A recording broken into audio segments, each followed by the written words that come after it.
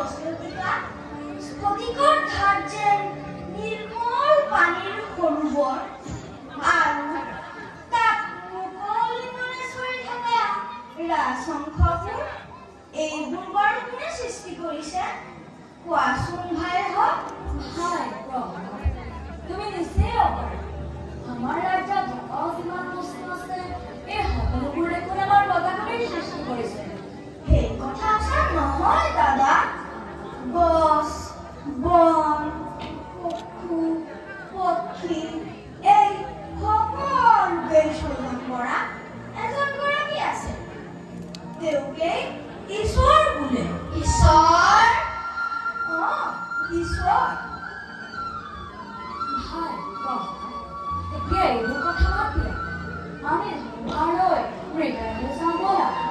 সৰুতে বিলত চৰি থকা ৰাজহংসবোৰ এটা এটাকৈ গাড়ীৰে খচিছে কিমান ভাল লাগিব নহয়নে ভাই প্ৰহ্লাদ? ঠিক কৈছা ভাইহঁত। ব'লা ভাই প্ৰহ্লাদ আমি ধনুকাঁড়টোত মৃগ আক্ৰমণলৈ যাওঁ। ভাইহঁত মৃগয়ে কৰা আৰু বনৰ পশু পক্ষী বধ কৰা মহাপাপ তোমাক মোক যিজন ঈশ্বৰে স্বজন কৰিছে সেই পশুবিলাককো তেওঁ স্বজন কৰিছে।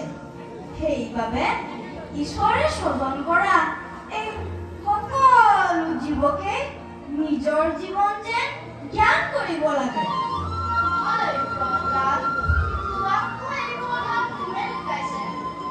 এইবোৰ কথা চিন্তা কৰিলে নিজেই শিকিব পাৰি। সেইবাবে দাদা ঈশ্বৰক চিন্তা কৰিবলৈ তুমি শিক্ষা লোৱা, তেতিয়া এই সকলো জ্ঞান লাভ কৰিব পাৰিবা। ভাই প্ৰহ্লাদ ঈশ্বৰক চিন্তা কৰিবলৈ প্ৰথমে কি শিক্ষা ল'ব লাগিব? জগতকৰ্তা ঈশ্বৰক চিন্তা কৰিবৰ কাৰণে তেওঁৰ অনন্ত মহিমা কীৰ্তন কৰিব লাগিব। কাৰণ হৰি নামৰ বাহিৰে এই জগতত কোনো বস্তুৰ দ্বাৰাই ঈশ্বৰক পাব নোৱাৰি। পবিত্ৰ হৰি নাম ল'বলৈ সকলোৱে শিক্ষা লোৱা। ঈশ্বৰে আমাক কৰোণা কৰিব। ভাই প্ৰহ্লাদ তুমিনো হৰি নাম গাবলৈ ক'ত শিকিলা? তোমাক কোনে শিকালে? হৰি নাম ল'বলৈ কোনেও শিকাব নালাগে। শুদ্ধ মনে শুদ্ধ চিত্তে ঈশ্বৰক চিন্তা কৰিব পাৰিলে তেওঁ অনন্ত মহিমা কীৰ্তন আপোনা আপুনি ওলাই আহিব। সেইকাৰণে তুমি মাজে মাজে হৰি কীৰ্তন কৰা। বাৰু ভাই এতিয়া এইবোৰ কথা তুমি মৃগাৰ পৰা সময় ভালকে যাওঁ। তুমি আমাৰ লগত যাওঁ। যদি যোৱা তোমাৰ ভূমিকা আমি আমাৰ লগত ব'লা আৰু যদি নোযোৱা ইয়াতে মন মাৰিব। মোক ক্ষমা কৰিবা ভাইহঁত। মৃগয়ে কৰিবলৈ মই যাব নোৱাৰো। তোমালোকেই যোৱা। মই এই ফুলনিৰ মাজে মাজে ফুৰি ফুৰিম।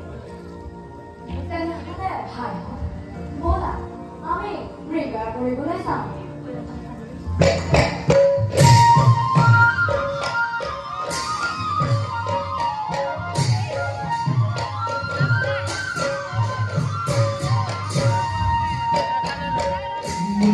Oh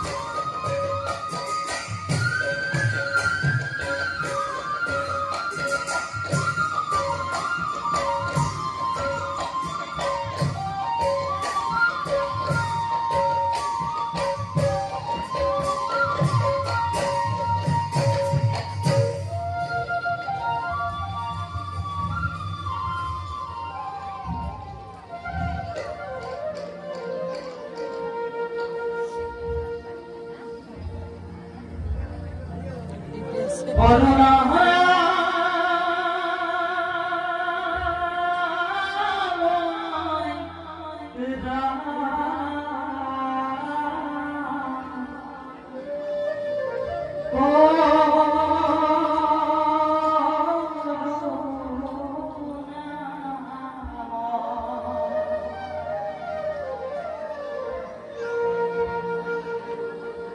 আহ, ইমান সুন্দৰ গীত।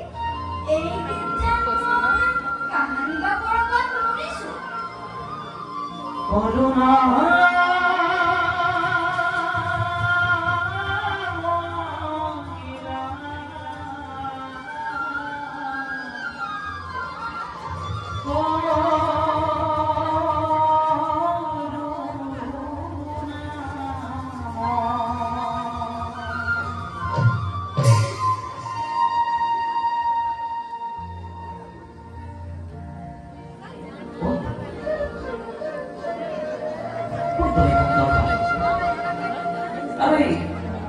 গভীৰ বননিৰ মাজত অকলে অকলে কি কৰিছা?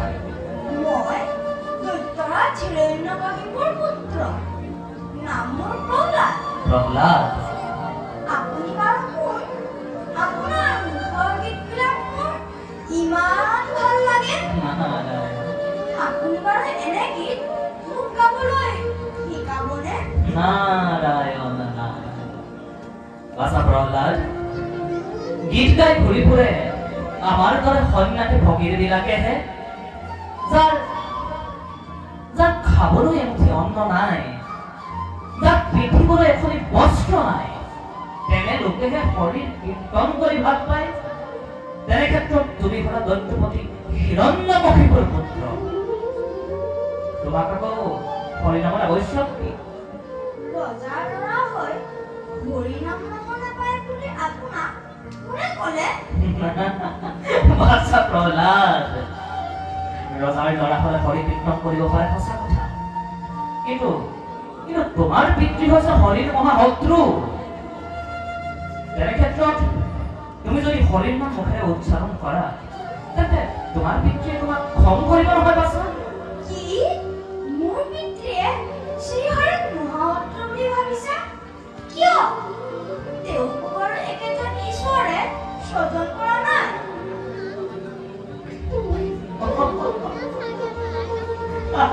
বাছা প্ৰহ্লাদ সকলোকে একেজন ঈশ্বৰেই স্মৰণ কৰিছে, কিন্তু তোমাৰ পিতৃয়ে এই কথা কেতিয়াও মানি নলয়।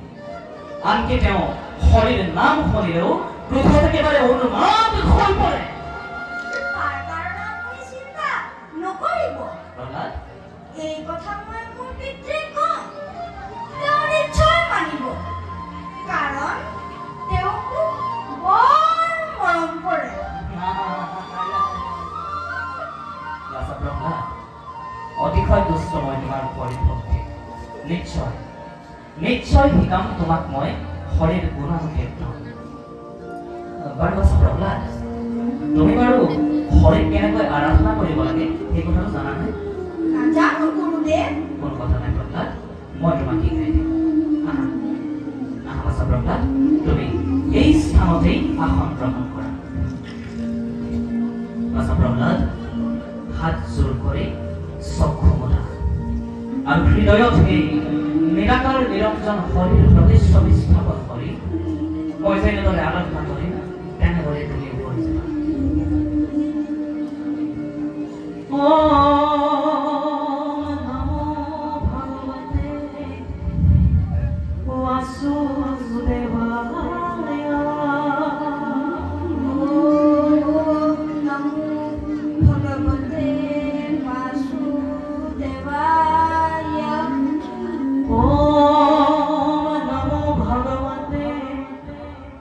Was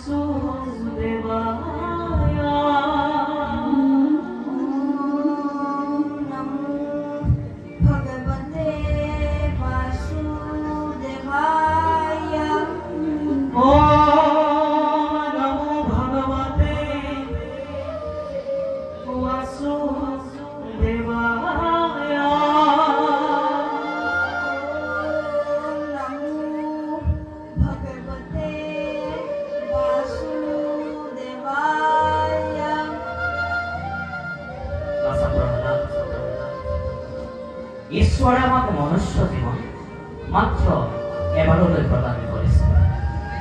গতিকে সেই ঈশ্বৰৰ চৰণ তলত আশ্ৰয় ল'বলৈ শিকা। ঈশ্বৰৰ চৰণ তলত আশ্ৰয় লোৱাকে শৰণ বুলি কোৱা হয়। আৰু সেই উপদেশ শাস্ত্ৰত এনেদৰে আছে, যিহৰিত শৰণ লৈ আজি দুজনৰে এই হৰিৰ চৰিত্ৰ শ্ৰৱণ কীৰ্তন